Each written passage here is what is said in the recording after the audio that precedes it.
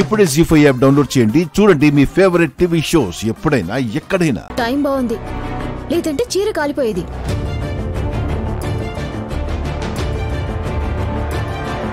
చీరదేముందమ్మా, అది పోతే ఇంకోటి కొనుక్కోవచ్చు.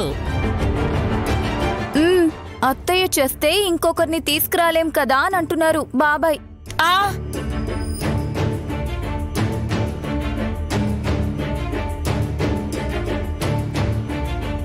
నేను అలా చెప్పానని నాకు కూడా తెలియదమ్మా.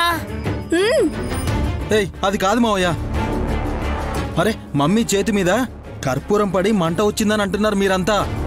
మంట వచ్చింది అలా కాదు అన్నయ్య. వదిన హారతి తీసుకొస్తే తీసుకుని కళ్ళకద్దుకోకుండా మీరేం చేస్తున్నారు? అరే అరే ముందు నన్ను చెప్పనివ్వండి రా.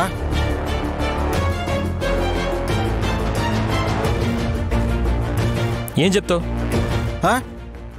ఫోన్లో తలదూర్చినందుకు సరిగ్గా పట్టించుకోలేదు అంటావు. అరే బ్రో, మనకి నాన్నలిద్దరున్నారు గాని అమ్మ ఒక్కతే. అది గుర్తుపెట్టుకో ముందు. రే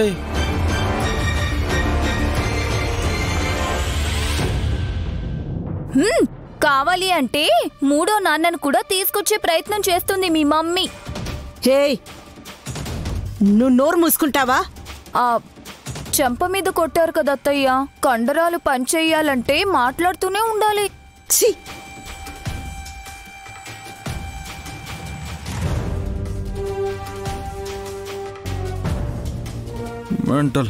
అయినా హారతి ఎందుకు తీసుకురావాలక్క? నువ్వు పూజ చేసే టైం కూడా కాదు కదక్కా.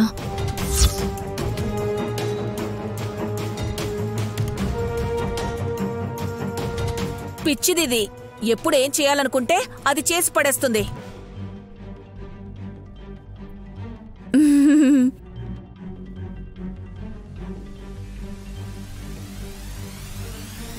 నిజంగానే పడేసింది, కానీ కావాలని చేసినదిలే.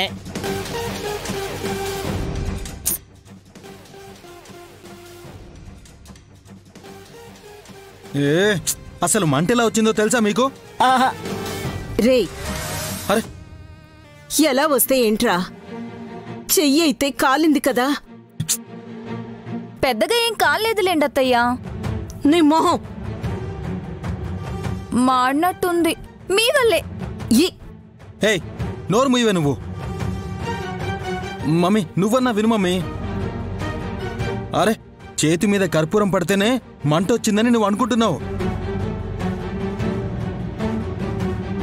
అన్నయ్య, ఇప్పుడు మంట గురించి రేయ్ నన్ను చెప్పనిస్తారా లేదా? చెప్పండి బావగారు. నైని, ఈ పిల్ల నీ దత్తపుత్రిక చేతి నుంచే మంట వచ్చింది.